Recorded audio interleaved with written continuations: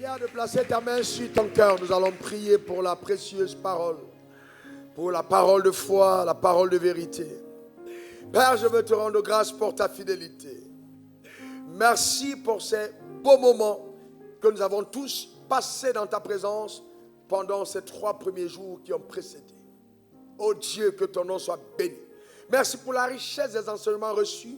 Merci pour l'intensité de ta présence. Merci pour la manifestation de ta puissance. Merci pour la démonstration du surnaturel. Que ton nom soit glorifié. Cependant, Père, nous restons à tes pieds afin de recevoir de toi, dans le nom suprême de Jésus, ce qui devrait couronner, Seigneur oh Dieu, ces moments de cabot. Béni sois-tu. Que ton nom soit glorifié. Parle au travers de moi. Instruis ton peuple. Guéris, restaure. Redirectionne. Au nom suprême de Jésus, j'ai prié. Et quelqu'un dise Amen 3 fois. Amen. Amen. Amen. Tu peux t'asseoir dans sa glorieuse présence. Eh bien, je prends le temps ce matin d'enseigner. Et je suis convaincu que cet enseignement te fera un bien incommensurable. Matthieu 16, verset 19. Il y est écrit, je te donnerai les clés du royaume des cieux, ce que tu liras sur la terre, sera lié dans les cieux, ce que tu liras sur la terre, sera délié dans les cieux. Nous continuons notre enseignement sur les 12 clés majeures du royaume. Notre royaume auquel nous appartenons et dans lequel nous sommes est un royaume des clés. Le jour où Jésus fait cette adresse, le texte que nous venons de lire, il s'adresse à Pierre. Il a posé une question à ses disciples. Que dit-on que je suis? D'autres ont dit, oh, mais on dit que tu es un prophète. D'autres ont dit que tu es né. On a raconté tout ce qu'on pouvait raconter. Alors, il se tourne vers ses disciples, il dit, bon, écoutez, vous dites, que dites-vous que je suis? Et Pierre, qui a donc la révélation, va dire, tu es le Christ, le Fils du Dieu vivant. Et il dira à Pierre, Pierre, tu es Pierre. Et sur cette pierre, je bâtirai mon église. Et les portes de ce jour des mondes ne triompheront point contre elle. Et il ajoute donc, je te donnerai les clés. En d'autres termes, le fait de reconnaître Jésus comme notre Seigneur, comme le chemin qui mène au ciel, vous voyez, n'est pas suffisant pour vivre la plénitude des promesses du ciel. Donc la reconnaissance de Jésus comme étant le Seigneur, comme étant le Sauveur, doit aussi nous amener à le reconnaître comme étant le Maître, celui qui a les clés, celui qui détient les clés, qui va donc nous aider justement à vivre la plénitude de ce que le ciel nous a réservé. Donc, vous voyez, notre royaume est un royaume des clés. Il n'y en a pas une seule, il y a plusieurs clés. Et avoir les clés devrait donc être la quête de chaque croyant. Hélas, nous sommes plus dans l'effervescence que dans la connaissance. Il est important et impérieux d'aller à la connaissance. La connaissance, voyez-vous, des clés du royaume. Il dit, quand tu auras ces clés, ce que tu vas lier sur la terre sera lié là-bas dans les cieux. En d'autres termes, je ne peux pas engager le ciel tant que je n'ai pas les clés entre ma main. Donc, je suis venu t'apporter les clés. Vous voyez, les clés sont vitales parce que les clés te permettent justement d'ouvrir les portes fermées. Quand tu as les clés, rien ne te résiste. Tu as des accès. Les clés, c'est les accès. Tu entres, tu possèdes ce qui est à toi parce que tu as les clés. Les clés te permettent aussi de jouir de ce que le ciel t'a réservé. Que c'est triste de voir beaucoup de croyants passer à côté de ce que le ciel leur a réservé parce qu'ils n'ont pas de clés. Il te faut les clés. Les clés te donnent le pouvoir d'engager le ciel sur la terre. Parce que tu as les clés, tu engages le ciel. Ce que tu fais, le ciel est obligé de te suivre parce que tu as les clés. Les clés, ce sont des télécommandes du ciel entre les mains du croyant. Donc, qui te permet donc de télécommander. Celui qui a la télécommande choisit la chaîne qu'il regarde. Il est maître des circonstances. Ce qui arrive, c'est lui qui ordonne. Les clés aussi te permettent la jouissance absolue de l'autorité de Dieu. Oui, quand on a les clés, c'est beau les clés. Vous êtes au contrôle des choses. Vous n'avez pas peur. Vous savez que le règne, c'est vous qui détenez les clés. Vous savez, celui qui a les clés, c'est lui qui règne. Et donc, c'est important, frères et sœurs, que nous le comprenions. Le drame, c'est que pendant longtemps à l'église, quand on a parlé de Dieu, on s'est arrêté au pouvoir absolu. Le pouvoir absolu, c'est la capacité que Dieu a de faire des miracles à partir de rien. C'est-à-dire, il déclare, maintenant, boiteux, lève-toi, marche. Et à partir de rien, le gars se lève, il marche. bien, toutes les choses que Dieu fait ne se font pas à partir justement du pouvoir absolu. Non. De temps en temps, il y aura des miracles comme ça. Voyez-vous que Dieu va opérer, mais généralement, en ce qui concerne le règne, en ce qui concerne ton établissement, en ce qui concerne le fait d'avoir la prééminence, tu vas te rendre compte que Dieu te donnera d'accéder aux clés. Il va utiliser donc le pouvoir ordonné. Ce pouvoir ordonné, c'est un pouvoir par lequel Dieu opère ce qu'il a promis à partir de certains principes qu'il a préétablis. Par exemple, il opère ce qu'il a promis, il fait des miracles à partir de certains principes préétablis. Par exemple, comme nous avons vu encore à titre de rappel, que Dieu t'a réservé d'avoir 1m80, 1m75, peser 200 kg ou 75 kg. Mais à la naissance, tu n'avais pas ce poids-là. À la naissance, tu n'avais pas cette taille. Mais ça faisait partie du plan de Dieu. Dans le pouvoir ordonné de Dieu, le miracle en marche, Dieu va établir le principe de manger et de boire pour te permettre de croître physiquement. Donc la croissance physique est la résultante d'un miracle, d'un pouvoir ordonné de Dieu, qui opère selon un certain ordre. Si l'ordre n'est pas respecté, alors ce que Dieu a arrêté n'arrivera pas. Eh bien, c'est exactement ce qui arrive dans la vie de beaucoup d'entre nous. Et je voudrais donc aujourd'hui prendre le cas d'Abraham pour nous parler et nous montrer vraiment comment ça marche. Regardez, Job 38, verset 33. Il dit, « Connais-tu les lois du ciel ? Connais-tu les lois du ciel? Règles-tu son pouvoir sur la terre? » Frères et sœurs, ce que je vais dire est systématiquement dangereux et utile. Écoutez-moi très bien. Il y a des païens qui détiennent des clés qui sont supposées être activées par les croyants. Personne ne peut réussir sous le soleil sans avoir activé les clés qui mènent à la réussite. Il y a des clés. Et les clés, quand elles arrivent à toi, elles ne respectent pas ton appartenance religieuse ou ethnique. La clé est un principe. Tu le mets en marche, la clé fonctionne. Si tu prends la clé de ta chambre et tu le donnes à ton domestique, il entrera dans ta chambre. Tu prends la clé de ta chambre, tu le donnes à ton ennemi, il entrera dans ta chambre. Tu prends les clés du royaume et tu le donnes à un païen, il entrera dans les choses du royaume. C'est le même principe. Et les gens sont étonnés, oui, je ne comprends pas, je sais là, j'ai pris, il était un païen et il prospère plus que mon frère. Je vais te montrer des clés. Ah ouais. Et ça va te rendre sage et intelligent. Comprendre comment ça marche. Regardons d'abord le cas d'Abraham. Abraham. Au départ, il s'appelle Abraham. Et donc, Abraham est un fils idolâtre. Son père est un féticheur. C'est-à-dire son père est dans tout ce qui est mystique et satanique. Il n'y a rien à voir avec l'église. Abraham n'a pas fait l'école du dimanche. Abraham n'a pas été baptisé. Abraham ne connaît pas toutes ces histoires. Mais voyez-vous, Dieu va faire quelque chose d'extraordinaire dans la vie d'Abraham. Genèse 12, verset 1 3. L'Éternel dit à Abraham, va-t'en de ton pays, de ta patrie, de la maison de ton père, dans le pays que je te montrerai. Je ferai de toi une grande nation et je te bénirai. Je rendrai ton nom grand. Tu seras une source de bénédiction. Et je bénirai ceux qui te béniront, et je maudirai ceux qui te maudiront, et toutes les familles de la terre seront bénies en toi. Donc Dieu dit, oh mais ça c'est extraordinaire. La première loi que Dieu met en marche, ou la première clé qu'il communique à Abraham, c'est la clé de la grâce. Il dit, Abraham, c'est vrai que ton père est féticheur, c'est vrai que tu ne me connais pas, c'est vrai que vous adorez les fêtes, mais moi j'ai décidé de faire de toi le père de toutes les nations, afin que du nord au sud, de l'est à l'ouest, quand on parle de Dieu, on cite toujours ton nom. Frères et sœurs, est-ce que vous savez que si vous mettiez un prophète, il va vous dire, oh non, ça c'est une mauvaise prophétie, parce qu'Abraham n'est pas qualifié. Écoutez-moi très bien, la grâce n'a rien à voir avec ton passé. La grâce ne regarde pas tes compétences ou ton habileté à faire quoi que ce soit. La grâce est une grâce. La grâce est engendrée par la souveraineté de Dieu. La grâce est entretenue par l'amour que Dieu a à ton égard. C'est juste la grâce de Dieu. Donc, Abraham va être en contact avec la grâce. Quelqu'un dit la grâce. Et ce matin, je suis en train de te rappeler que cette grâce t'a localisé. Ta manière de dire Amen m'embête. Et Dieu dit, ce n'est pas vous qui m'avez choisi, mais c'est moi qui vous ai choisi. Donc si Dieu t'a choisi, frère, si Dieu t'a choisi, ma soeur, c'est que tu es important. Frères et sœurs, écoutez-moi bien, je ne suis pas en train de rigoler. Je suis en train de dire à quelqu'un que Dieu, c'est un Dieu de sélection.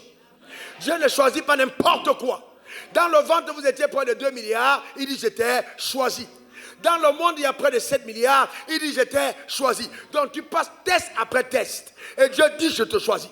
Donc si Dieu te choisit, et qu'à l'apparence, tu ne ressembles à rien, c'est que dans ta ressemblance à rien, tu es quelqu'un de valeur.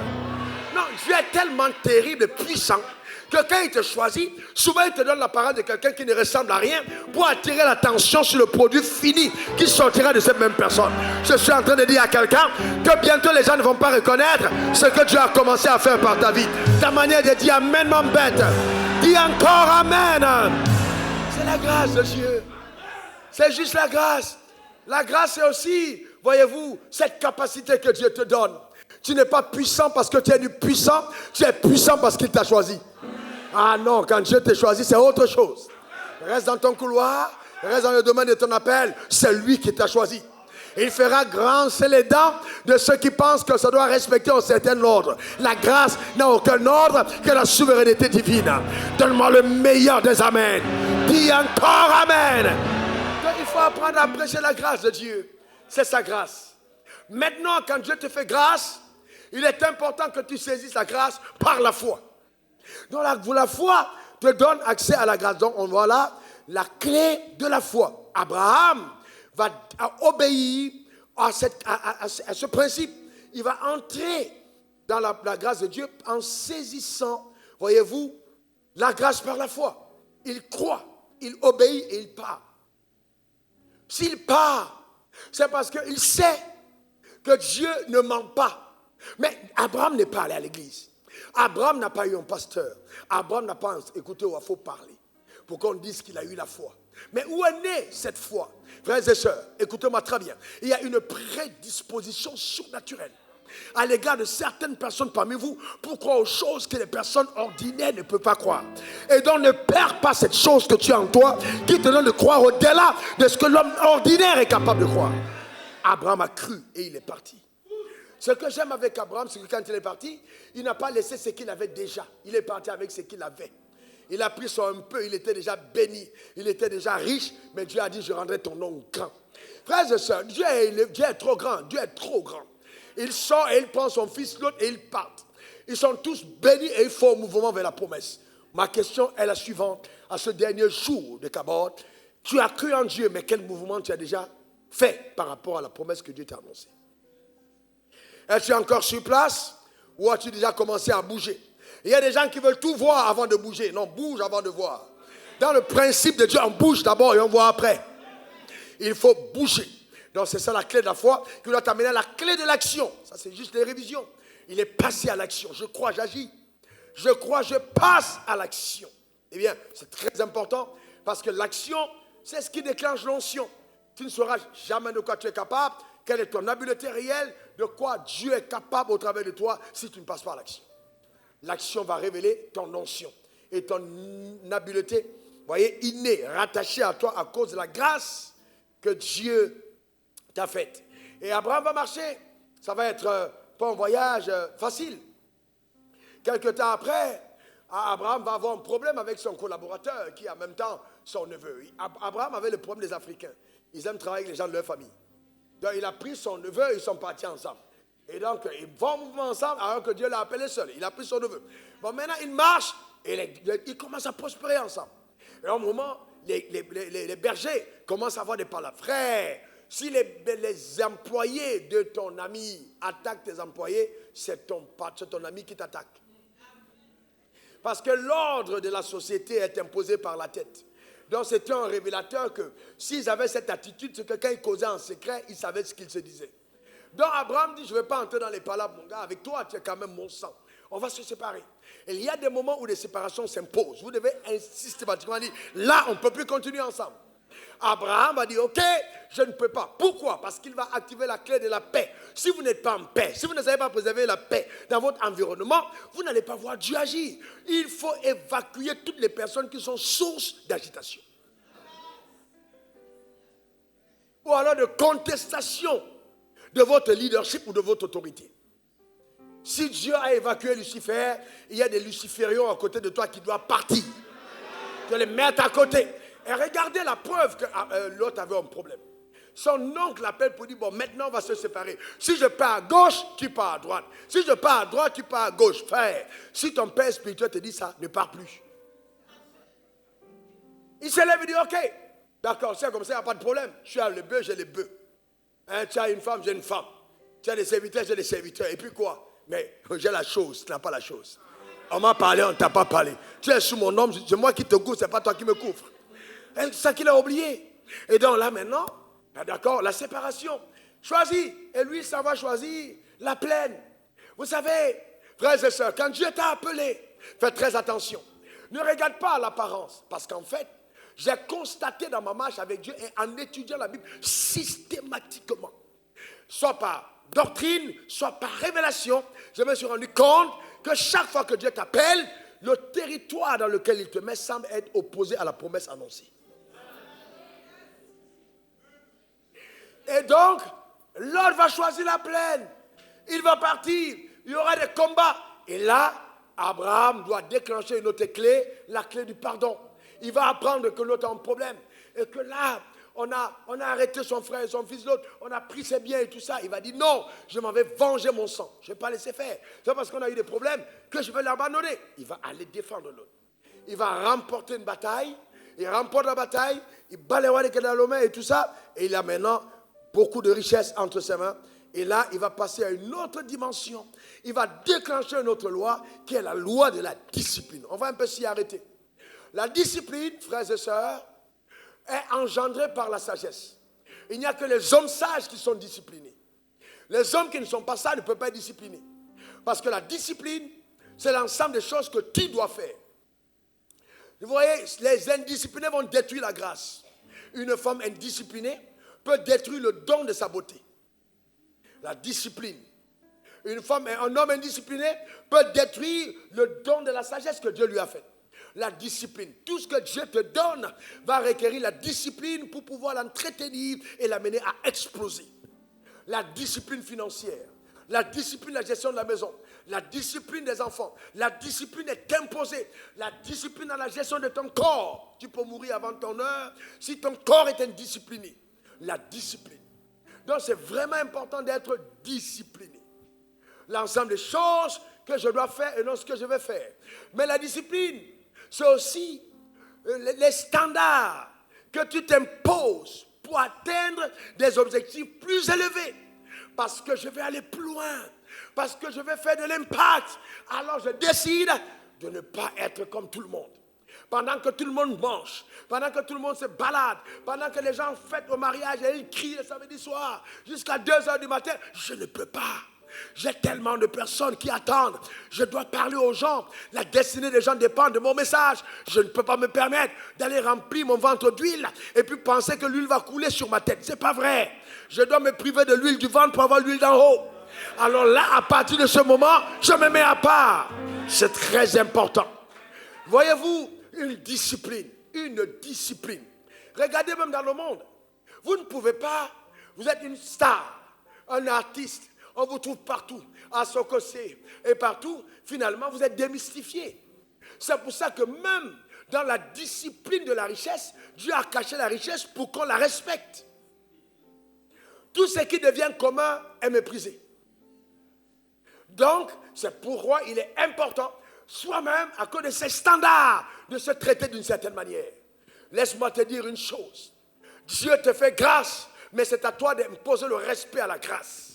Tu dois imposer le respect à la grâce. Tu dois te traiter de façon à être en harmonie avec la grâce que tu transportes. Même ton apparence doit refléter ta grâce.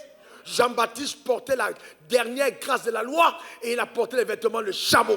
Mais Jésus portait la grâce de la libération et il était habillé comme un roi. Chaque même de nos expressions doivent s'identifier à la grâce que tu portes. Il faut prendre au sérieux la discipline. La discipline. Quelqu'un dit discipline. Quelqu'un dit encore discipline.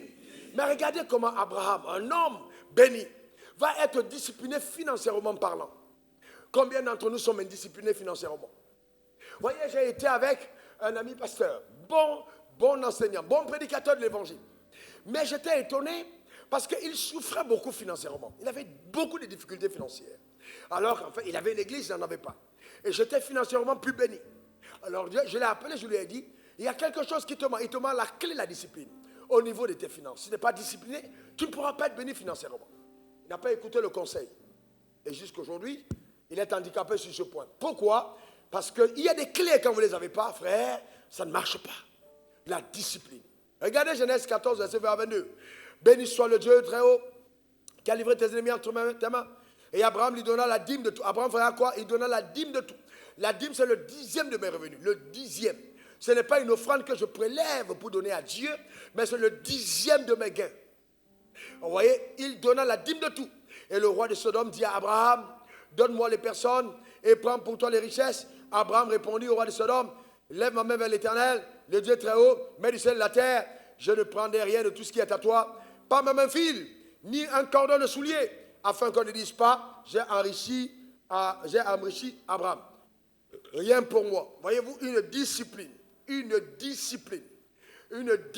frères et sœurs. Ça vous rappelle quoi? Ça vous rappelle Adam, dans le jardin d'Éden. Je vous donne du fruit apportant de la sémence. Ce sera ta nourriture. Vous voyez, quand tu as un fruit et que tu le manges, à l'intérieur, si tu as une sémence, la sémence a le potentiel de te redonner d'autres fruits. Mais seule la discipline va transformer le noyau en futur fruit. Si je ne suis pas discipliné, je détruirai le potentiel entre ma main. Ça demande la discipline. Il donna la dîme de tout. La provision que tu as se trouve déjà dans ce que Dieu a mis entre tes mains. Beaucoup de personnes appellent. Oh Seigneur, donne-moi encore, donne-moi encore. Mais Dieu dit non, je t'ai déjà donné tout ce que tu veux. C'est déjà entre tes mains. C'est maintenant à toi de multiplier ce que je t'ai donné en étant un intendant, voyez-vous, extrêmement discipliné. Je me rappelle un témoignage. Une dame de cette assemblée. Elle a fait une affaire et l'affaire a bien marché. Au départ, elle était fidèle, venait en prière et il y a eu des percées. Un jour, elle a fait une affaire de 18 millions de semences. Elle a eu 180 millions de gains et elle-même a conclu dans ses calculs, je dois donner 118 millions. Elle est venue dans mon bureau, elle me dit, pasteur, vraiment c'est chaud. Hein? J'ai dit, qu'est-ce qu'il y a? Elle me dit, ah non, ça c'est trop. 18 millions, tu sais, c'est compliqué. Alors j'ai commencé à rire. Je lui ai dit, tu as sûrement atteint le palier de ta progression, tu vas t'arrêter. Elle m'a dit, non, pasteur, ce qu'il va faire, bon, je vais donner un peu. J'ai dit, non, en fait, c'est entre toi et Dieu. Ce n'est pas au pasteur qu'on donne, ce n'est pas à l'église qu'on donne, c'est à Dieu qu'on donne. Le drame, c'est que beaucoup de personnes ne comprennent pas cette discipline. C'est à Dieu qu'on donne. Alors, qu'est-ce qui s'est passé? La dame, elle est venue après, elle a donné 800 000, je crois 700 800 000, elle était encore en bas à l'époque. Et elle a eu un marché qui est venu, et le marché était environ, je crois, 2 millions, 2,5 millions. J'ai plus les souvenirs, mais c'était beaucoup d'argent. Et donc, elle est venue me dire, ah, pasteur, il y a un autre marché, il faut qu'on prie. Je dis, ok, mais je suis enthousiaste. Je dis, ok, on va prier. Bien, Dieu travaille avec chacun comme il veut. Et donc, on lui a accordé le marché. Et après, une semaine, elle revient me voir en catastrophe. Pasteur, ils sont en train de m'arracher le marché, ils sont en train de donner ça en Libanais. J'ai lui dit, on va prier. Mais quand je priais, Dieu dit, stop. Elle n'a pas respecté certains principes, je ne peux rien faire. Et je lui ai dit, ah, ça, elle a dit, oh pasteur, attends, je vais aller signer un chèque pour donner. Je lui ai dit, tu sais, je suis embarrassé avec cette attitude. Parce que là, tu es en train d'acheter Dieu pour une bénédiction. Tu n'es pas en train d'obéir à un principe. Ça me rappelle la même histoire d'un autre pasteur qui est ami à moi aussi. Et donc, il va en programme avec un de ses collaborateurs, fils. Et ils arrivent, il y a un pasteur nigérian qui vient avec une belle onction, une bonne grâce. Et puis, il enseigne. Alors, le matin, ils étaient à l'église. Il avait besoin de 25 000 pour 5 chaises. Et donc, 25 000 pour 5 chaises, il n'a pas pu avoir les 25 000. Le soir, au programme, le pasteur dit, oui, bon, maintenant, je veux quelqu'un qui donne $1 000. Et puis, le gars s'est levé en premier, le petit qui était avec lui. Il allait donner $1 000. Alors qu'à l'église, ce matin, il n'a pas pu donner 25 000. Le pasteur était frustré. Il était choqué. Vous êtes pasteur, c'est des choses qui peuvent déranger si vous ne connaissez pas votre Dieu. Alors il est venu me voir, il m'a dit, je ne comprends pas. J'ai dit, non, il y a deux choses. Soit toi-même, tu n'es pas obéissant à Dieu. Parce que le principe en question, beaucoup de pasteurs pensent que le principe de la dîme est un principe de l'église. Et ils considèrent la dîme comme étant la source de leur revenu, mais ce n'est pas vrai. Et quand je le dis, on dit, oui, non, mais ce n'est pas vrai du tout. Le pasteur ne dépend pas de la dîme pour vivre. Non, le pasteur doit être la première personne lui-même à être fidèle à ce principe. Sinon, il va bloquer l'assemblée. Et j'ai dit, soit ce gars est cupide, c'est-à-dire, il ne cherche que l'argent, mais il ne cherche pas Dieu. Vous avez déjà vu des gens qui font des marchandages avec Dieu? C'est-à-dire, ils pensent que bon, je suis venu donner ça, Dieu va me donner. Non, il faut aller plus loin. Oh, je parle de discipline. Quelqu'un dit discipline. Quelqu'un dit discipline. Donc quand on parle de discipline, ça dit que c'est l'ensemble des choses que tu dois faire. Parce que tu veux faire. Et il y a des moments où ça va être difficile. Tu n'auras peut-être pas envie de le faire, mais tu dois le faire. Ensuite, Abraham va aller à une autre étape. Il va avoir des problèmes. Voyez-vous, en fait, vous savez, la discipline, pour être complet et revenir sur les défis qu'Abraham a eus, ne peuvent naître que quand tu as une vision. Les gens qui n'ont pas de vision ne peuvent pas être disciplinés. La Bible dit, un peuple sans vision est un peuple sans frein. Qu'est-ce qui t'empêche de pouvoir commettre des gaffes? C'est ta vision. Quand tu penses à ton avenir, quand tu penses à tes projets, quand tu penses à ta famille, quand tu penses à ce que Dieu t'a dit de faire, alors à partir de ce moment, il y a des choses que tu ne peux pas faire. Qu'est-ce qui m'amène systématiquement d'être en retrait le mercredi, d'être enfermé et de dormir 1 heure comme cette nuit, juste le temps de me reposer un peu jusqu'au matin? C'est que j'ai une vision. Je regarde et je vois des gens transformés. Je vois une armée de personnes qui se lèvent. Je vois ce que Dieu m'a montré. Je vois des personnes impactantes. Et je dis, Dieu, je dois faire ma part. Donc, cette vision me consume. Elle me donne une énergie. Elle devient la raison pour laquelle je vis. Il n'y a rien d'autre qui me motive. Que je mange, que je dorme, que je fasse n'importe quoi. Le battement de mon cœur, c'est qu'il faut que les gens soient bénis. Il faut que les gens soient changés. Dieu m'a montré quelque chose. Je venais à peine de naître de nouveau. Et Dieu m'a montré une foule de personnes. Et il m'a parlé. Et je n'ai jamais oublié.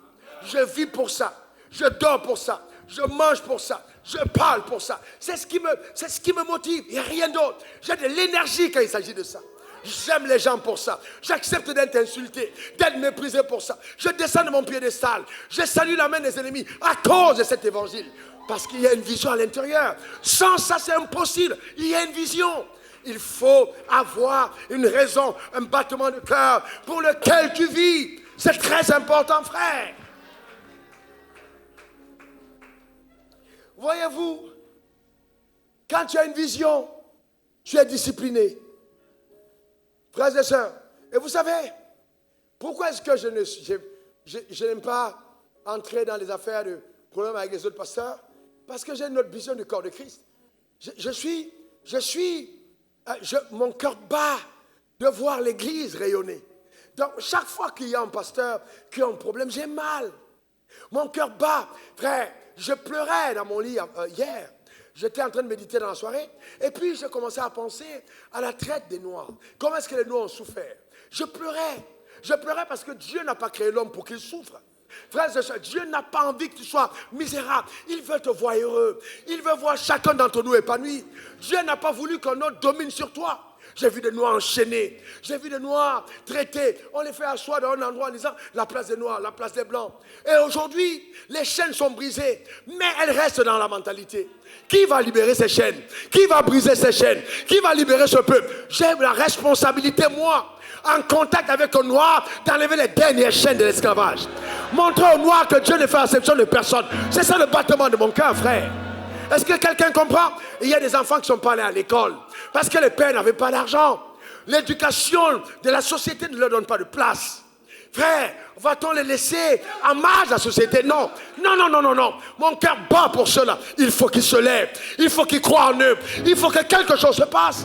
S'ils n'ont pas eu de diplôme à l'école, ils auront un diplôme devant l'autel de Dieu. Il faut que ça change. Voilà les choses qui battent dans mon cœur. Voilà la raison pour laquelle je crie à Dieu. Ça doit arriver. Donc, frère, en aucun moment de ma vie, je ne vois l'évangile comme étant un endroit où on fait asseoir les gens pour qu'ils chantent. Mais frère, Dieu est plus grand que ça. C'est pas ça que je vois. Mais il faut une vision intérieure. Il faut un battement de cœur. Il faut quelque chose. Frère, je ne sais pas si vous connaissez la souffrance. Je ne sais pas si vous la connaissez. Mais frère, je vous dis sérieusement, faites un effort autour de vous. Rendez les gens heureux. Rendez les gens heureux. Il y a des hommes qui battent leurs femmes, qui torturent les femmes. Rendez les gens heureux. Distribuez le sourire. Rendez, autant que cela dépend de vous. Que autour de vous, les gens soient heureux. Mais je n'ai pas dit de ne pas être discipliné, mais rendez les gens heureux. Soyez fermes pour que soient heureux. Voyez, ce sont des choses que Nous devons avoir dans le cœur, frères et sœurs, le cœur pour une vision. Pourquoi est-ce que je fais ce que je fais? Qu'est-ce que Dieu m'a dit? Quelle est la parole que Dieu m'a adressée? Quel mandat repose sur ma vie? Quelles sont les responsabilités que le ciel m'a assignées? Et c'est pourquoi je suis effaré, choqué, estomaqué quand je vois les gens prendre à la légère les responsabilités divines. Ça me fait mal.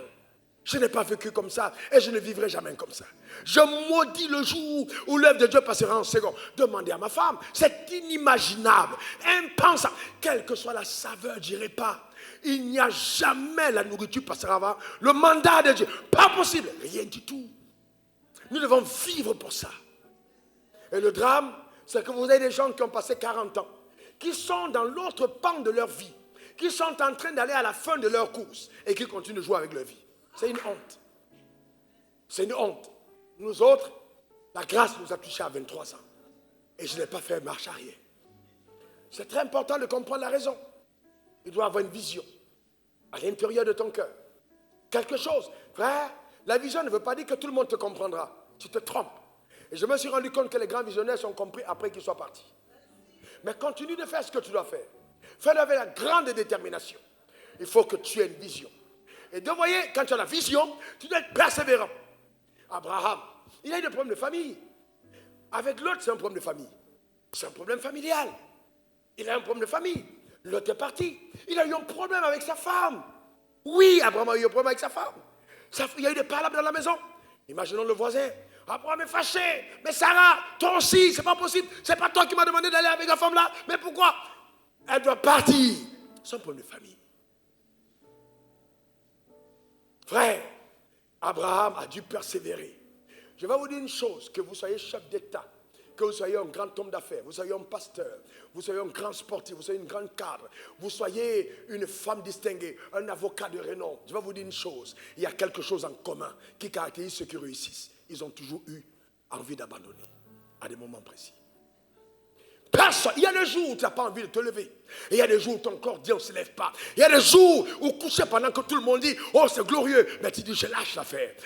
Il y a des jours où tu entres en révolte. Mais quelque chose te dit tu ne peux pas lâcher. Tu ne dois pas abandonner. Et à partir de ce moment, il y a à l'intérieur de toi, pendant que même tes amis te lâchent, que l'argent même te lâche, ta femme ne te comprend pas, il y a quelque chose, c'est que tu ne lâches pas la foi. Tu continues de te dire ferme. Tu te dis, je vais y aller. Il y a une voix à l'intérieur qui te pousse jusqu'au bout. Oui, ne pense pas en ce moment précis que tu es faible. Non, tu n'es pas faible. Même Dieu a eu ce genre de problème. Lui aussi a voulu abandonner. C'est Noé qui l'a encouragé. C'est pour ça qu'il faut faire attention aux gens qui te côtoient. Ne permets pas à tout le monde de pouvoir parler à tes oreilles. Il y a des intimes qui doivent savoir ce que tu traverses. Des gens qui peuvent te tenir la main pour te dire, tiens, fais juste une phrase. Des personnes qui savent ce que tu passes, ce que tu traverses. Le drame, c'est que vous entourez souvent des personnes qui ne connaissent pas ce que vous êtes. Ils peuvent rien vous dire de bon. Que vous y allons boire une bière. Allons en boîte. Tu vas te détendre en boîte. Oh, c'est détendre pas en boîte. Quand tu es traumatisé par rapport à la vision. Quand il y a des secousses dans l'atmosphère prophétique. Ce n'est pas le point d'aller en boîte, non. C'est autre chose dont tu as besoin. En ce moment précis. Tu manges, mais tu n'es pas rassasié. Tu dors, mais le sommeil ne vient pas totalement. Tu es là, mais tu regardes tes habits, mais tu n'as même pas envie de les porter. Tu es habillé, mais tu as l'impression que tu es nu. Personne ne te comprend. Tu es dans une grosse voiture, mais c'est comme si tu étais habillé. Quelque chose se passe que personne ne comprend. Mais là, tu dois dire, je persévère. Je ne lâche pas l'affaire. Je vais jusqu'au bout. Car il y a une chose qui est claire. Seules les personnes qui vont jusqu'au bout remportent la course. Alors j'ai dit dans ma vie, je ne vais jamais abandonner. Répète après moi, je ne vais jamais abandonner. Encore, je ne vais jamais abandonner. Oui, parce qu'il y a une récompense qui est rattachée à ceux qui persévèrent. Dans la livre d'Apocalypse, on dit ceux qui persévèrent jusqu'à la fin. Vous voyez la persévérance jusqu'au bout. Ceux qui abandonnent ne sont jamais des vainqueurs. Donc laissez les petits problèmes, laissez-moi appeler ça les problétons de la vie. Laissez-les de côté. Et allez-y confronter les vraies issues, les vrais défis, votre destinée. Mettez le reste de côté. Mettez le reste de côté. Il y a plus beau encore que ça. Frère. Et vous voyez, Abraham est passé par là. C'était pénible, c'était difficile. Mais il a enduré. Oui, la vision te crée une métamorphose intérieure. Quand tu portes une vision, Tu ressembles à une femme qui est enceinte. Le métabolisme corporel, c'est-à-dire le métabolisme de ton être intérieur est changé. Le volume de ton être commence à s'étendre. Les habitudes s'est transformées. Même ta cadence change. Même ton allure change. Même tes appétits changent. Tu ne sais pas d'où ça vient, mais plus la grossesse s'intensifie, plus tu deviens une autre personne. Laisse la vision te porter, laisse la vision te changer, laisse-la te métamorphoser, laisse-toi la faire de toi ce que tu es supposé être dans la plénitude au nom suprême de Jésus. Ne résiste pas, laisse-la te métamorphoser. Les gens vont dire, ah, mais attends, tu m'avais dit que tu ne pouvais jamais faire ça. Frère, tu as dit ça parce que tu n'étais pas encore enceinte. Il y a des choses que tu as dit que tu ne vas jamais faire, mais la vision va t'amener à faire ça et tu ne sauras même pas que tu avais dit, tu ne pourras jamais faire. Moi, je ne peux jamais être pasteur. Tu n'as pas encore été touché. Quand Dieu t'a vraiment touché, c'est autre chose. Voyez-vous, donc c'est important de comprendre. Et donc Abraham doit aussi, après, activer la loi de la patience. Il veut avoir un enfant, frère. Ça fait 24 ans que Dieu lui a dit, tu auras un enfant. C'est Eliezer de Damas qui, à ses yeux, sera son héritier. Imaginez quelqu'un à qui Dieu a parlé. Dieu vous a parlé. Les gens ont des triplés, les sexes triplés à côté. Mais tu n'as pas d'enfant. Alors que c'est à toi que Dieu a parlé. C'est toi qui as fait un mouvement pour Dieu. Tu peux dire, Dieu, mais ce n'est pas correct. Regardez toutes ces personnes-là. L'autre même qui est là, il vient d'avoir 6 enfants. Mais moi, j'ai rien. Mais c'est à toi que Dieu a parlé. Comment ça se passe dans ta vie quand tu as l'impression que même le ciel est injuste? Voyez-vous? Donc, il y a cette persévérance. La patience dans l'épreuve. L'épreuve de ta foi produira la patience. Il faut apprendre à attendre. Il faut apprendre à attendre, frères et sœurs. Savoir patienter. Vous voyez, c'est très important. Et donc là, Dieu va amener Abraham à un autre niveau. Quand il s'est séparé de Lot. Et que Dieu décide dans ce moment parce que Lot est parti. Lot suffit de voile. Lot empêchait que Abraham aille à un autre niveau. Il y a des gens, quand ils sont avec toi, ils voient une partie de ta gloire. Leur présence est un handicap à ta progression. Leur présence est un voile. Il y a des choses que tu ne comprendras pas tant qu'elles sont là. Et souvent qu'elles partent, tu pleures. Mais après, tu te rends compte que l'atmosphère est dégagée.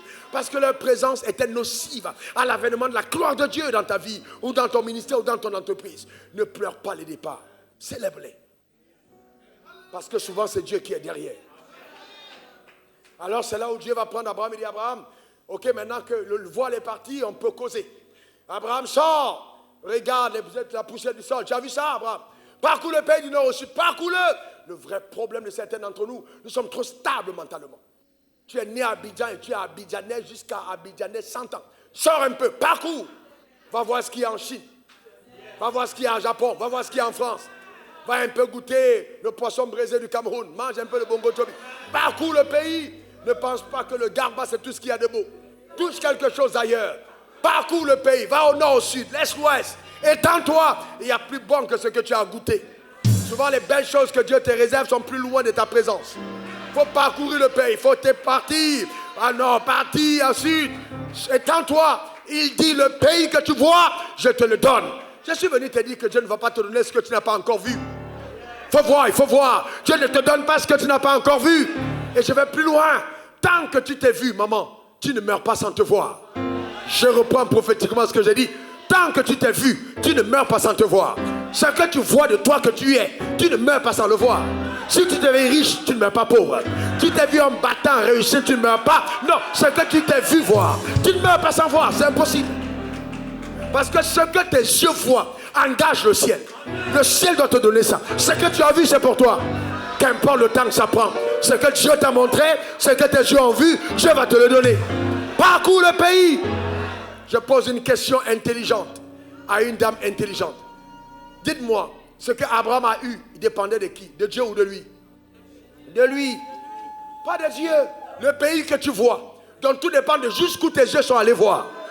Le pays que tu vois. Le pays que tu vois. Il y a des gens qui mangent le poisson braisé à Assini, ils pensent qu'ils vivent. Parce que tout ce qu'ils ont pu voir, c'est Assini. Alors qu'il y a des gens qui vont en mer, en autre mer, pour être un poisson en autre mer. Parce qu'ils ont vu quelque chose. Qu'est-ce que tu vois? Il faut aller plus loin. Le pays que tu vois, je te le donne. Il faut étendre tes dimensions.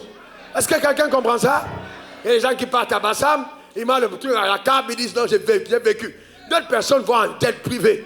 Ils vont atterrir dans les endroits, ils font 2 jours, ils reviennent. Le pays que tu vois, je te le donne. Tout dépend de ce que tu vois. Il faut élargir ton espoir. Il faut étendre. Il faut voir plus grand. Ça dépend de ce que tu vois. Ce que tu vois, je te le donne. J'ai dit que si tu n'aimes pas ma tête, aime-moi ce que je possède. Dieu m'a donné les clés. J'ai les clés entre mes mains.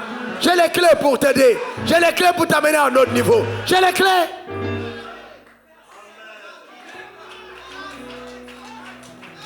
Et après, frère, après ça, Abraham sort. Et puis la nuit tombe. Il dit, Dieu, je ne vois plus rien. Dieu dit, mais toi, tu es fou. Qui t'a dit qu'en journée, on regarde la poussière? Genèse 15:5. Sors maintenant. Regarde en haut. Si ta marche n'est pas séquencée comme ça, tu ne vas nulle part.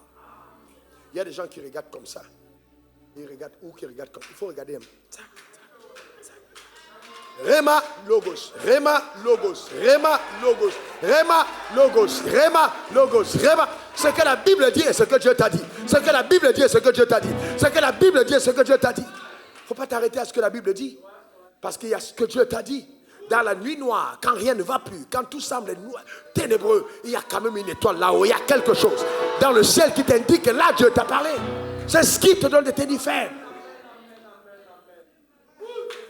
Rema, non, logos, Rema. Logos en bas, Rema en haut. Le Rema, c'est ce que Dieu t'a montré. Le Rema, c'est ce que Dieu t'a accordé. Le Rema, c'est ce que Dieu t'a dit. Qu'est-ce que Dieu t'a dit? Tu as eu des songes, tu as eu des visions, Dieu t'a montré. Mais tu te balades, tu te plains pourquoi? On dit il y a crise, il y a crise. Regarde à ton étoile. Dieu t'a montré. Regarde à ton étoile. Il ne faut pas commencer à appeler le même langage de tout le monde. Vraiment, c'est Dieu en Côte d'Ivoire. C'est Dieu en Côte d'Ivoire. Dieu t'a montré quoi? Regarde les étoiles. Si tu peux les compter, telle sera ta. Qu'est-ce qu'il est en train de faire? Il amène Abraham à étendre son spectre d'attente. La dimension de cette attente. Qu'est-ce qu'il attend de Dieu?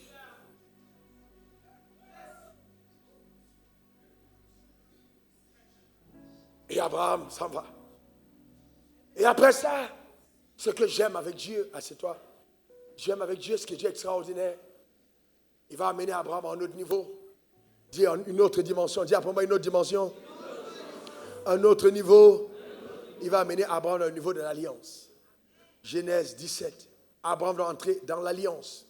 Il doit introduire Abraham dans l'alliance. Verset 2. J'établirai mon alliance avec toi et je multiplierai à l'infini. L'alliance engage le ciel à ton égard. L'alliance, c'est la caution infaillible de Dieu qui est mise à ton égard. C'est-à-dire qu'il dit que qu'importe ce qui arrivera, je serai toujours avec toi. Donc Dieu va amener Abraham dans l'alliance. Donc il faut avoir la révélation de ton alliance. On a une alliance infaillible. Abraham va entrer dans cette dimension. Je serai avec toi. Abraham va dans la dimension. Et après ça, tu dis, ok, maintenant que je sens que tu es prêt, je t'amène maintenant à un autre niveau.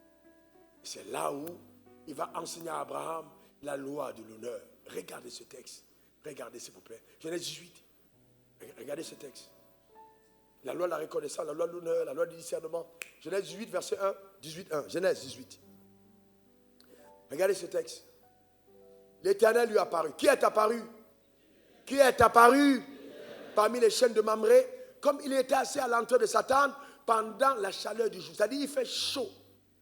Quand les choses vont mal, il fait chaud, tu es en crise. Tu attends quelque chose et puis Dieu apparaît. Dans la chaleur. Je suis en train de te dire que dans la chaleur de ce mois de décembre, Dieu t'apparaîtra. Mais regardez la suite, verset 2. Il leva les yeux, il regarda, voici 3 hommes. Mais qui lui a apparu? Répondez-moi s'il vous plaît. Mais quand il regarde, il voit qui? 3 hommes étaient debout près de lui. Quand il les vit, il courut au-devant d'eux. Ils sont combien? Depuis l'entrée de Satan et se prosternant en terre. Verset 3. Il dit, Seigneur, si j'ai trouvé grâce à tes yeux. Ils sont combien? Est-ce que normalement c'est un bon français ça? Il doit dire quoi?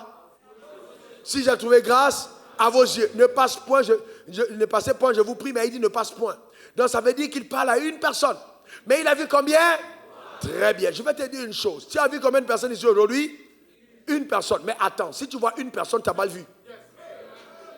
Tant que tu n'as pas vu 3 personnes sur l'autel, tu n'as pas bien vu. Il faut voir le Père, le Fils et le Saint-Esprit au travers de la personne qui est arrivée. Le problème, c'est que vous voyez votre pasteur, au lieu de voir Dieu dans le pasteur, au lieu de voir le Père, le Fils et le Saint-Esprit. Il a vu 3 hommes. Frères et sœurs, il y a des moments où tu cherches Dieu. Dieu dit, je ne me montre pas. Parce que s'il a donné les clés à quelqu'un, il n'a pas besoin de se montrer. Tu veux voir le président français en Côte d'Ivoire, tu ne peux pas le voir, tu vas voir l'ambassadeur.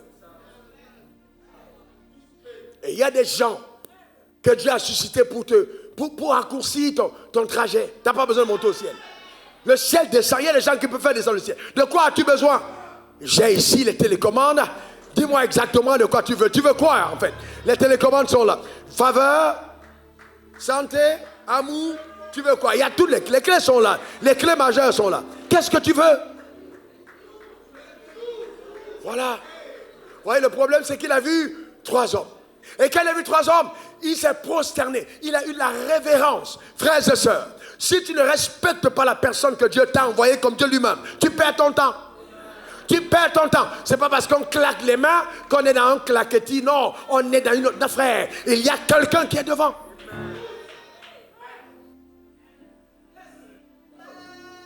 Il fait entrer les anges chez lui. Il prépare à manger. Or, le temps me manque pour vous expliquer ce qui se passe. Dès qu'il quitte, les 2 s'en vont maintenant pour aller régler le problème de Sodome. 2 partent et 1 n'est pas là. Où était le 3e? Dès qu'il sort d'Abraham, 2 s'en vont à Sodome. Où est le 3e? Dès qu'il sort d'Abraham, il y a 2. On parle de 2, mais le 3e est où? Il est porté disparu. Pourquoi? Parce qu'ils ont dit l'année prochaine à la même époque. Donc pour que l'enfant quitte le ciel, il fallait un qui monte pour aller chercher l'enfant au ciel et le ramener sur la terre.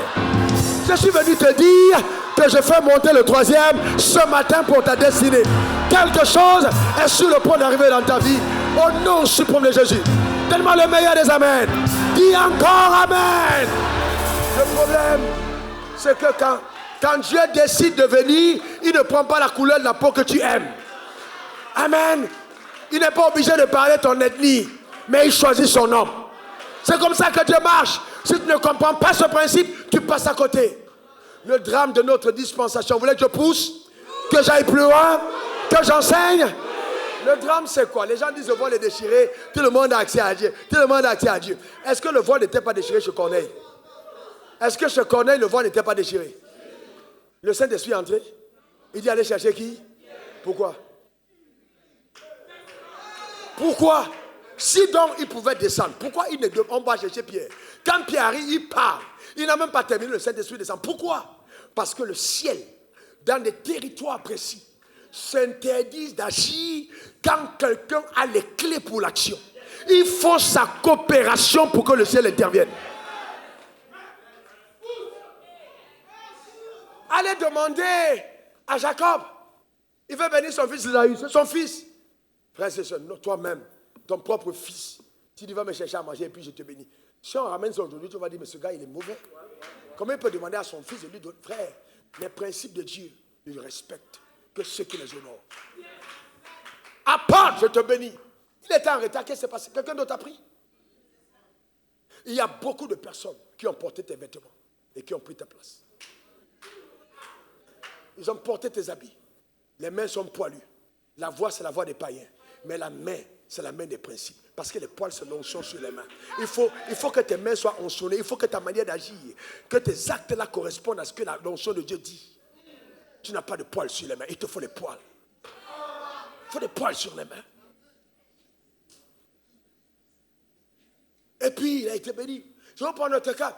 Élie, je vais poser une question. Élie était au bord du torrent. Est-ce qu'il mangeait normalement? Oui. Poisson, viande, pain. Il était normal. Et puis là, on prolonge au bord du torrent. Vrai ou faux? Et qu'est-ce que Dieu lui dit? J'ai ordonné à une veuve de te nourrir. Il passe à la veuve. Mais dites-moi, est-ce que Dieu est normal?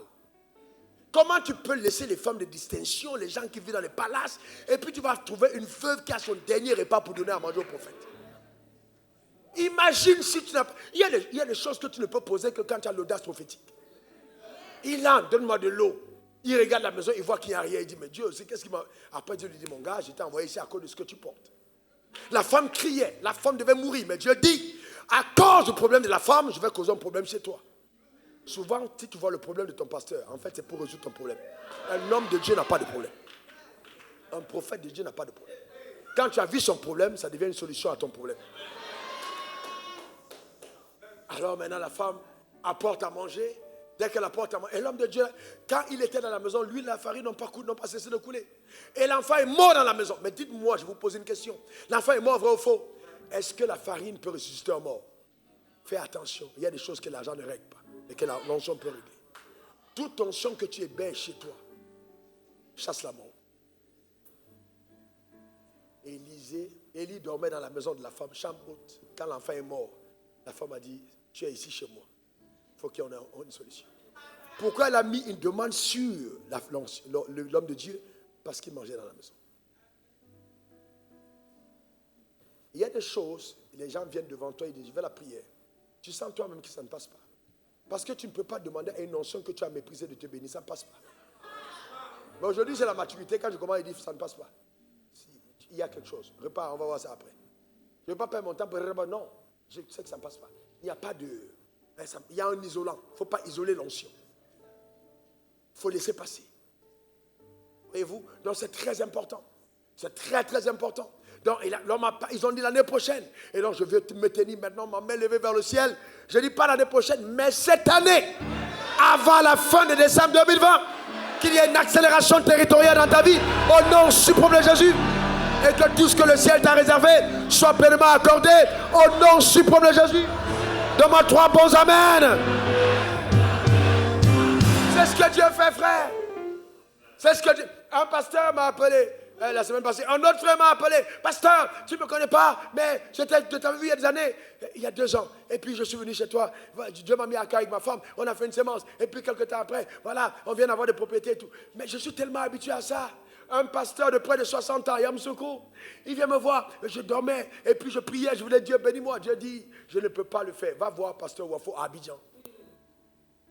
Frère, il y a des gens qui, quand on parle, les gens pensent qu'on rigole, il y a des gens qui ont des clés. Les gens qui ont des clés, il y a des gens qui ont des clés dans le domaine de la guérison, dans le domaine de la prospérité, dans le domaine de l'établissement. Des gens ont des clés. Mais encore, comprenez-moi bien, aucune onction ne fait l'unanimité. Pourquoi? Parce que l'onction divise. L'onction sépare ceux qui n'en sont pas dignes et attire ceux qui en sont dignes. C'est-à-dire que je n'attends pas que toute la Côte d'Ivoire s'asseye autour de moi, parce que toute la Côte d'Ivoire ne peut pas aller là où Dieu veut que les gens aillent. C'est normal. C'est normal. Il dit, je ne suis pas venu apporter la paix, mais l'épée. Il apporte une division. Pourquoi? Parce que l'onction, la vraie onction, sème souvent des problèmes et crée des séparations. Donc si tu fais partie de ceux qui sont restés là, ou de ceux qui sont connectés là, peut-être que c'est simplement parce que la grâce que je porte ressemble au type d'appel que tu as. Ta manière de dire amen m'embête. Le drame, c'est qu'on a des aiglons qui sont hébergés avec des poulets. Mais à un certain moment, il faut que tu déménages. Parce que l'aiglon n'a pas de place dans un poulailler. L'aiglon doit monter dans les hauteurs. Laisse les gens de la basse-cour rester dans la basse-cour, mais prends ta position dans les hauteurs. Quand tu entends et que l'aigle est en train de crier, quelque chose en toi se réveille. Quelque chose en toi te dit, c'est mon appel. Je suis appelé à ça. Laisse-moi te dire autre chose. Si dans ton cœur tu as envie d'être riche, c'est que tu es né pour l'être. Parce que celui qui crée en toi le vouloir et le faire selon son bon plaisir. Mais il y a des gens qui aiment la pauvreté. Je ne peux pas avoir de problème avec eux parce que c'est leur appel. Il y a 2 types d'enfants, les étoiles et la poussière. Les étoiles et la poussière. Il y a des ministères de poussière, il y a des ministères des étoiles. Tout dépend. Mais les 2 font partie des descendants d'Abraham. Et la sagesse et l'intelligence. Et la sagesse, frère, dans tout ça, j'ai aucun problème. Je connais la grâce que je transporte. Avec signes et évidences concrets, mathématiquement prouvables, démontrables de façon visible. Ce n'est pas une affaire de fable, authentique. Donc, mon frère, je dis encore, reçois cette grâce sur ta vie, au nom suprême de Jésus. La même femme qui a ri et qui s'est moquée en disant, est-ce que moi, une femme comme moi, 90 ans, je peux avoir un enfant, elle a accouché. Je veux dire à quelqu'un que tes erreurs ne sont pas assez éloquentes pour stopper la grâce. Ta manière de dire amen m'embête. Il y a des moments où Dieu permet que tu commettes des erreurs pour apprécier la grâce. Abraham a donné sa femme. Il a donné sa femme pour l'argent. Le roi a couché avec sa femme. C'est écrit dans la Bible. Il a repris sa femme. Il est parti avec sa femme. Moi, je lis, il dit Abraham, tu es fort. Non, je lis la Bible, je dis Abraham, tu es fort. Là, Abraham a dépassé. Tu es fort. Vous savez, Dieu prend souvent des gens avec des profils atypiques. Il donne sa femme. Mais Dieu dit, ça ne change pas le fait que je t'ai appelé. Abraham continue sa marche. Abraham, à un certain moment, il va chez Agar, il donne Ismaël. Dieu dit, c'est pas grave. Marche devant ma façon intègre. Il lui enseigne l'intégrité pour qu'il apprécie la grâce. Il lui enseigne l'intégrité pour apprécier la grâce. Marche devant ma face et sois intègre. Donc, je ne sais pas quelle erreur tu as commise. Je ne sais pas par quoi tu es passé et tu as l'impression que le ciel t'a lâché. C'est faux. Non. Quand Dieu parle d'intégrité, l'intégrité ne veut pas dire que tu as respecté les 10 commandements. Sinon, les plus riches seraient les religieux. L'intégrité, c'est que ton cœur est resté attaché à la vision que Dieu t'a donnée, au mandat que Dieu t'a accordé. C'est ça l'intégrité. L'intégrité ne veut pas dire que tu n'as pas commis de faute. Sinon, dans l'Ancien Testament, aucun homme n'aurait été intègre. Es-tu intègre à ce que Dieu t'a demandé? Es-tu intègre à la vision que Dieu t'a donnée? Sais-tu qu'en accomplissant cette vision, tu commettras des erreurs pour atteindre une certaine dimension de performance et d'appréciation de la grâce. Arrêtez l'école du dimanche. Allons à l'évangile. Allons à l'évangile. On a trop d'évangile. Allons à l'évangile. Le drame, c'est que les gens connaissent des versets bibliques mais ne connaissent pas Dieu. Allons à l'évangile. Lisons la Bible authentiquement. Marche devant ma face et sois intègre. Et Dieu ne s'est pas empêché de bénir Abraham. Sa femme est tombée enceinte. Abraham, il a donné à Abraham 33 ans de temps de répit. Danser avec son enfant. Heureux avec son enfant. Content avec son enfant. Dieu dit, ok, tu as bien enjoy ton jet, ta société. Tu as bien enjoy. Parce que Dieu aussi, c'est un Dieu qui veut la réjouir. Il te donne le temps de vacances. Tu bénis, il dit, fais ce que tu veux. Tu la vois. Après, on te dit, stop, gars. Tu t'es bien amusé, non? Reviens maintenant. Prends le fils là, prends-le. Viens. Genèse 22, verset 1 de 3. Il met Abraham à l'épreuve en ce mot, donne-moi ton fils, son unique. Attends, Dieu t'a donné l'unique. Il ne t'a pas donné deux. Un. Et il dit, je reprends. À quelle dimension ta vie est capable de servir aux intérêts de Dieu? Frères et sœurs, je vais vous dire une chose. Je n'aurais jamais souhaité être pasteur. Jamais. Parce que c'est trop prenant. C'est trop consumant. C'est vraiment pas ce que je désirais. Non, non, non. J'avais ma décapotable. On est dit, non, je peux le faire ce dimanche. On est à la plage. Puis Dieu dit, ok, tu t'es un peu amusé là, maintenant mon petit, viens maintenant. On va travailler. Il y a des moments où Dieu t'amène à un niveau plus élevé. Mais là, tu te dis, mais qu'est-ce que je faisais avant? Ce que je fais maintenant est plus beau que ce que je faisais avant. Voyez-vous, donne-moi ton fils, ton unique, celui que tu aimes. Isaac, donne-le-moi. Le sacrifice n'est pas la dîme, le sacrifice n'est pas l'offrande. Le sacrifice est au plus grand que ça. Le sacrifice, c'est ce que Dieu dit, je veux ça. Je te pose une question. Si Dieu te demande ta maison, ta seule maison, donne-la-moi. Comment tu vas agir? Dieu te demande ton travail, il te demande ton emploi. Il te demande, donne-moi ça, je veux ça. À Abraham, il a demandé son fils, donne-moi ton fils, donne-le-moi. Sarah va dire, non, non, non, ça c'est pas. Problème dans la maison. Mais est-ce que vous pensez que Abraham va aller dire à Sarah que Dieu m'a demandé ton? Sarah va dire non.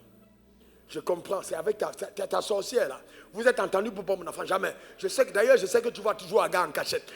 Elle oublie que c'est elle qui a parlé d'Agar. Je sais que tu vas toujours Agar. Elle va soulever des faux problèmes pour que l'enfant ne parte pas. Mais Abraham doit prendre l'enfant.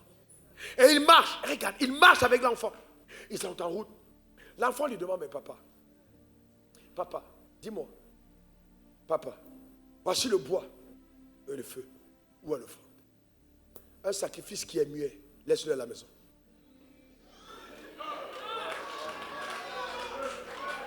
Un sacrifice qui est muet, laisse-le. Un aveugle qui ne parle pas, il n'est pas vivant. Dieu ne prend pas ce qui n'a pas de sang. Il faut que ça parle. Ah, tu m'amènes comme ça, mais où est... Tu fais comment avec ton projet? Tu fais comment avec ci? Tu fais comment avec la scolarité? Tu fais comment avec les vacances? Tu fais comment avec... Donc, il faut que le sacrifice parle. Il faut qu'il parle. Parce qu'il faut qu'il te parle, il faut qu'il te dise. Et quand le sacrifice parle, le sacrifice est en train de t'appeler toi-même à donner une réponse. En fait, ce que ton sacrifice devient ne dépend pas de Dieu, mais de ce que tu dis que ça va devenir. Dieu lui-même se pourvoira à l'allure du sacrifice. Est-ce que ce n'est pas arrivé? Est-ce que Dieu n'a pas pourvu?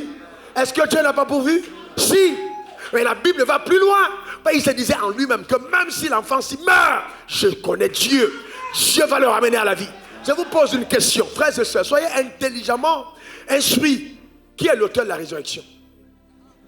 Qui est l'auteur de la résurrection? C'est Abraham. Parce que c'est Abraham qui a permis à Dieu de ressusciter.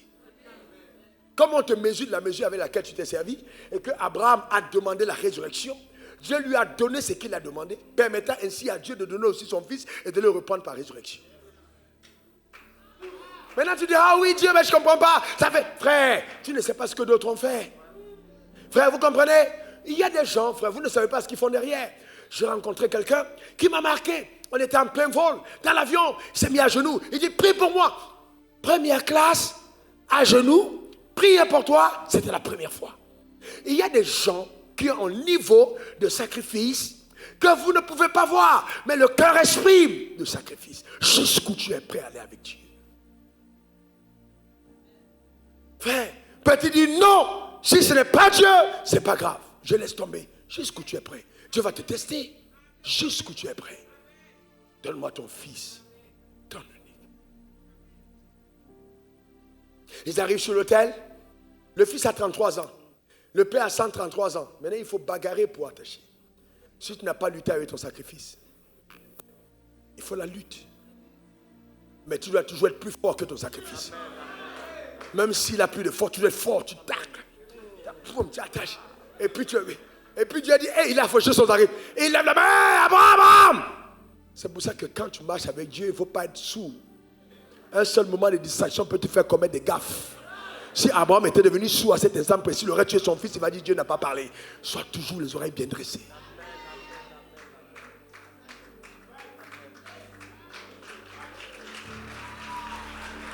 Vous voyez? Chaque fois que les gens disaient maître, Jésus enseignait mieux. Le problème c'est que certains d'entre vous se sont dit pasteur. Voilà. C'est les clés de la vie, frère. C'est les clés de la vie. Tu veux une clé? C'est les clés. C'est les clés de la vie. Il faut les clés. Frère, elles déterminent ton futur. La gestion des clés. Reçois cette grâce sur ta vie au nom suprême de Jésus. Donne-moi 3 bons amen. Oui. Le sacrifice ne meurt pas. Le sacrifice va à l'endroit où que Dieu a indiqué. Le sacrifice, souvent Dieu te donne 3 jours de marche. C'est-à-dire, pendant 3 jours tu hésites, mais Dieu te laisse. Il n'est pas pressé. Pour que toi-même tu aies le temps d'être décidé de le faire ou pas. Des moments tu ne veux pas, des moments tu veux pas, mais Dieu laisse. Il n'est pas pressé. Celui qui dit fais-le maintenant, c'est le diable.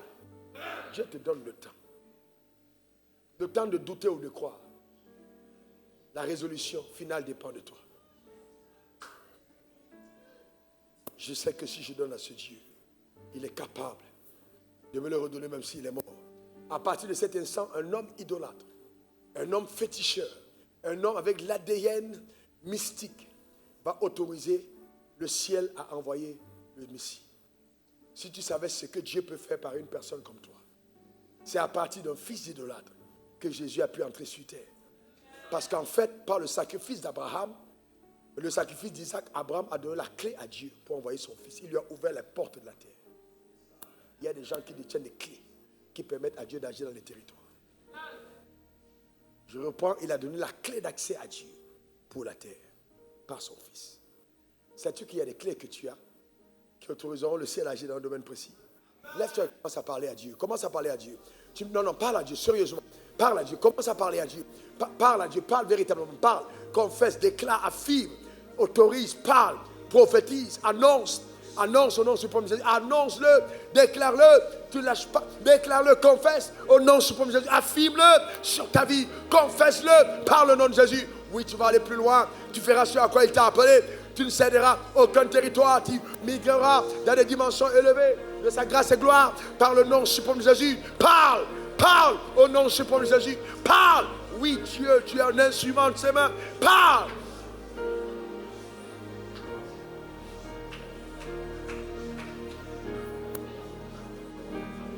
La foi appelle les choses qui ne sont pas comme si elles étaient. Continue d'honorer Dieu, continue de parler. Robo sakabrende sakaleboro sete. Merci Seigneur pour ta fidélité. Et là, ta voix, quand tu nous parlais, d'avoir ta causette, ta causerie avec ton maître. Quand tu nous parlais.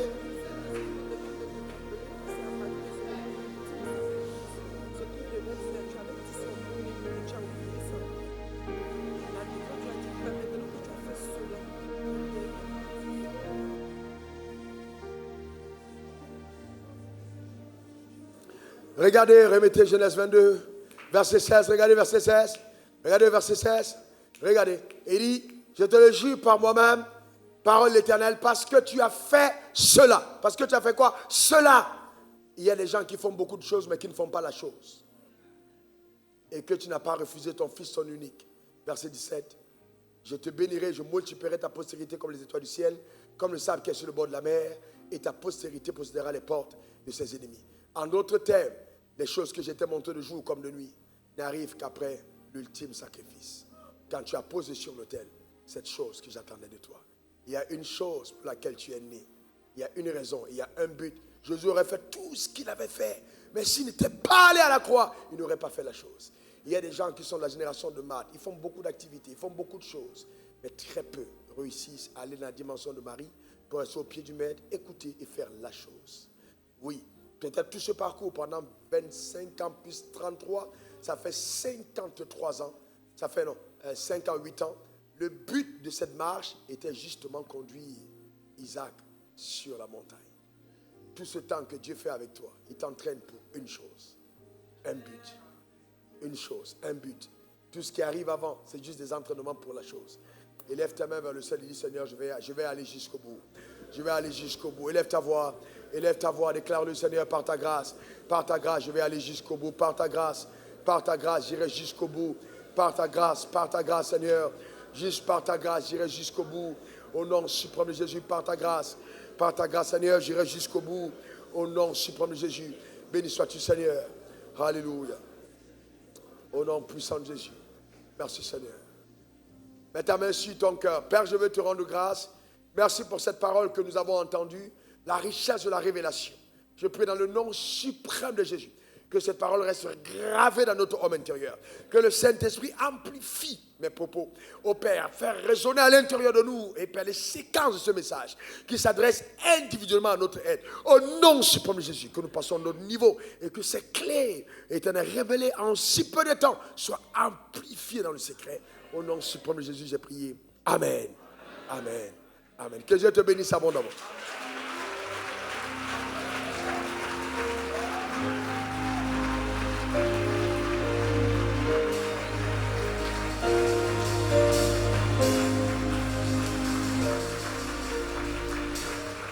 Eh bien, restons, s'il vous plaît, faites un effort, restons tous debout, s'il vous plaît, je sais que certains d'entre vous êtes un peu fatigués.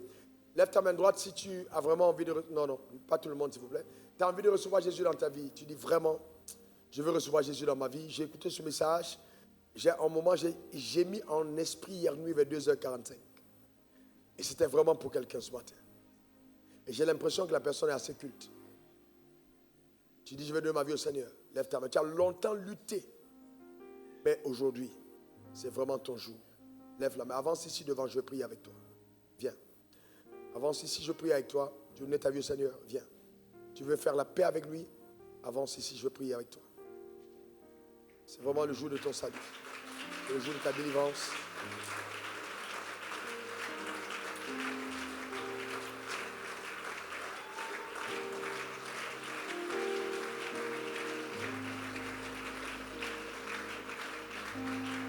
Avancez devant l'autel. Laisse.